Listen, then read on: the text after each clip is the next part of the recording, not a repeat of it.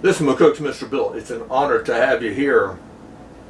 It's a cloudy, cold, miserable, snowy day out here in southwest Nebraska.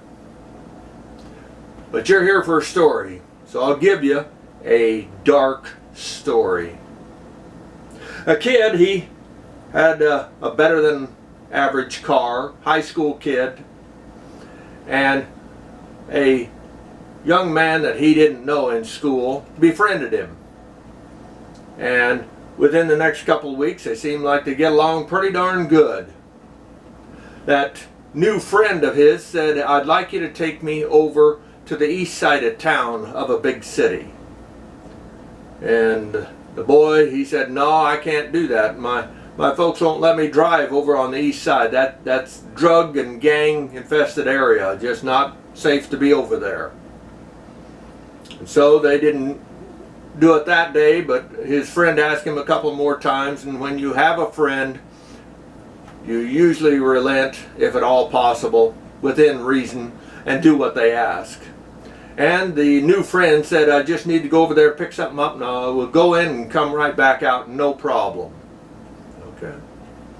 So they went into the east side of town, driving through the ghetto look, broken down cars, trashy streets, buildings that hadn't been lived in for decades.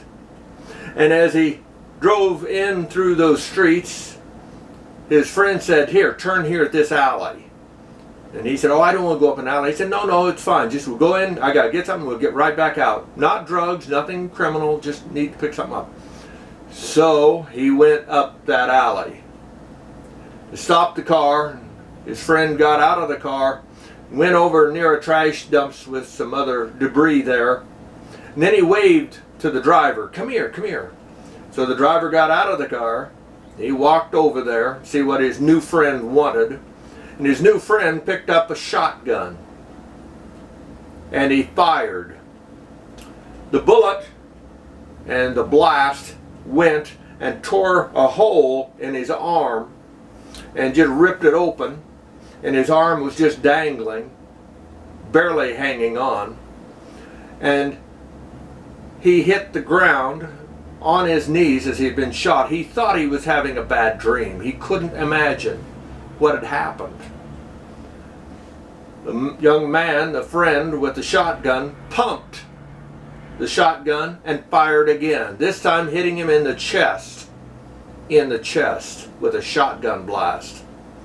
This completely knocked him over backwards, but he still was not dead as he tried to set up with his one good arm yet, helping pry him up there. But as he was semi-conscious, something pressed against his forehead, and he took his arm as he fell back and hit whatever was pushing against his head. No idea, just an automatic reflex. And as he did, the shotgun went off again as the boy was going to shoot him in the head. So the blast literally scalped him clear down to the skull, ripped off the hide and the hair off the top of his head down a column as he threw his head and his body back down to the ground. His eyes were still blinking and looking around in total shock, and the young man with the shotgun, frustrated that he hadn't been able to kill him right off, took the shotgun and smashed him in the face, knocking his teeth out and disfiguring him. He then fished in his pockets and got his keys and the billfold of the boy he'd shot, got into his car, and drove away. The boy that had been shot a half a dozen times, he tried to get up. Semi-conscious, but tried to get up because he knew he couldn't stay there. He would be dead. And somehow, and he said it seemed like somebody pushed him from behind, he finally was able to stand and wobble, if you will, out the 30 yards or so to the end of the alley that met the street. And he collapsed. He was done. But a officer came by, seeing it, got out, called it in, assumed that it was just another gang shooting of a gang member. And he went over there and he held the boy's hand and said, "Ambulance is on the way, hang on."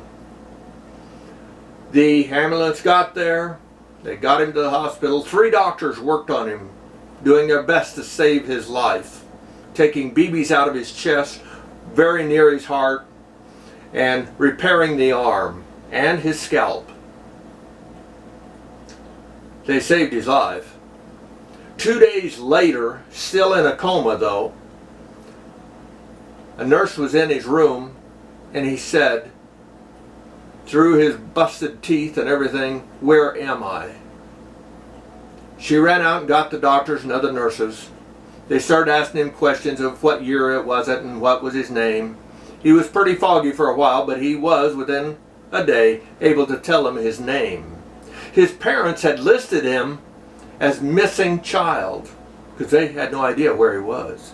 And without any identification on him, and so smashed up, there was no way to say that that was their boy. Hadn't even thought about it. They assumed it was just another gang member.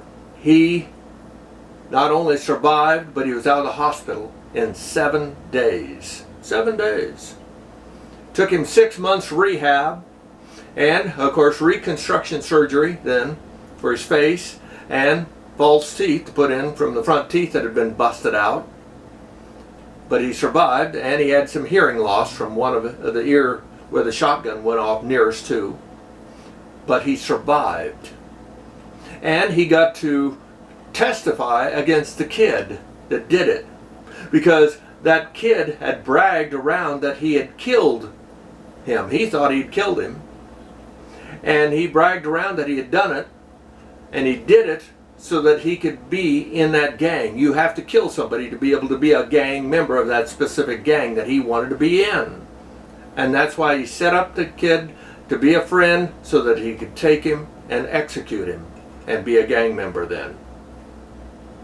What a sick individual, to say the least. At the same time, the judge said if you had killed him, I'd have given you life without a chance of parole. So he said, however, since he lived, the most I can give you is 35 years without the chance of parole. And he said, that's what you get.